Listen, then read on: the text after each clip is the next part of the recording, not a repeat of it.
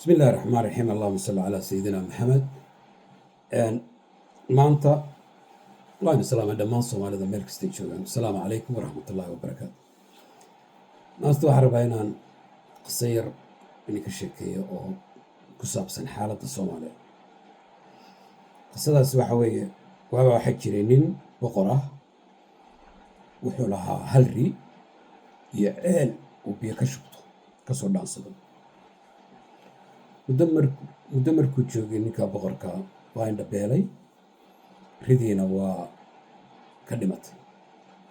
meesha dowlad baa ka talisa, dowladda iyo boqortooyaduna waa laba baraleel oo isdhinac socda. ninkii ridiina waa ka dhimatay, xeelkiina dee kama dhaasan karo, wuu indhabeelay, nin weyna wuu noqdo. muddo wuxuu iska daalaa dhaco sida ahaaduba.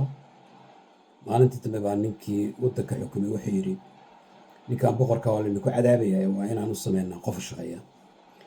laakiin hal shuruud buu ku xiraa. wuxuu yidhi ninkaas qofka u shaqeynaya imtixaan baa loo gelaya, yacni soomaalidao dhan baa ama dadkao dhan baa u siman. imtixaan dheer baa loo galay, saf dheer baa loo galay, adoo nin baa ku guulaystay aakhirkii inuu ninkaa u shaqeeyo. boqorkii horridii ka dhimatay, ceelkana biyaa uga soo dhaamay. boqorku waa nin caana, meeshuu soo maraba dadku waxay siiyaan lacag iyo dhar iyo wax kasta. ninkii u shaqayn jiray markuu suuqa geeyo oo la soo wareego, lacagta la siiyo, 3 meeloodoo 2 meelood buu la haraa, meelna jeebkuu geliyaa. ninkii odaygii buu ka faa'iiday, lacag buu ka yeeshay, wuu ku shaqaystay muddo. waa meel ilaahay wax ka wadaayo. maalintii dambe baa waxa u yimi niman dhakhaatiira oo yurubtaan iyo meelahan ka tegey. ninkii waddanka xukumaya waxay warniyo nin baa jira boqoroo meeshaas joogo indhale, bal isaga marka u horreysa fiiriya in indhihiisa wax laga qaban karo. ninkii waa loo geeyey. nimankii indhaha qali jira dhakhaatiirta waxay arkeen inaanan odaygan wax dhiba, boqorkan wax dhiba qabin. indhaha leecaadka looga qaadaa wax yar, operationkiisuna wuxuu qaadanaya 5 daqiiqo iyo wixii lamid ah. ninkii u shaqayn jiray baa odaygu boqorkii wax u sheegay, nimankan waa ku dilayaan, inay ku dilaan bay rabaan, inay nafta kaa saaraan bay rabaan, indhahay kaa bixinayaan, ha yeelin indhaha lagu qalo. ujeeddadiisu waxay ninkaas in indhaha loo qalo. haddii ninkan loo qalo, lacagtii dadku siin jiray uu 3 meelood 2 meel la hari jiray baa meesha ka baxaysa.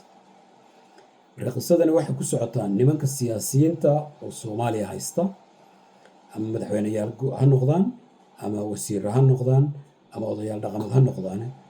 waxa weeye meesha ay dantoodu ku jirto keliya bay ka arkaan. waxay hortaagan yihiin in shacabka Soomaaliyeed indhaha loo qalo oo la tuso xaagaad waxaa jira meesha. marka waxaan kula dardaarmayaa shacabka Soomaaliyeedu waa indho la-dihiin, laakiin oggolaada in indhaha laynii qalo oo aad si fiican u aragtaan, oo nimankan inay hortaagan oo aan dantiina ka talinayn ay ogaadaan inaad ku fahanteen xaaladda.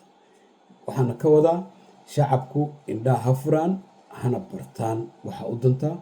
waayo haddii aad u fiirsatid kuwan dowladaha haysta, ama madaxweyneyaal ha noqdaan, ama wasiiraya ha noqdaan, ama xogayaal ha noqdaan, caruurtoodu dhammaan waxay ku maqan tahay dibadaha. meesha ninka qofka qoyska Soomaaliga oo 5 caruurta leh aanu jaanis uga helin inuu caruurtiisa iskuul ka wada bixiyo. waxaa arkaysaa family 5 qof ka kooban oo 5 hal mid ilmo keliya iskuulka taga. kuwa kale waxbarasho waa rabaan, laakiin lacagtii fiigahayd bay ka bixin lahayn. shacabkow, dowladnimada la sheegaya, dowladdu waa maxay? dowladnimada la sheegaya waxay u tahay shacabka wey. dowladda lagu sheegaya waa shacabka. marka ogaada, isku daya in indhaha laynii fiiqo oo aad wax akhridaan, waxna aragtaan waxa danteennana. intaasaan idin kula dardaarmayaa. wassalaamu calaykum waraxmatullaahi wabarakaatu.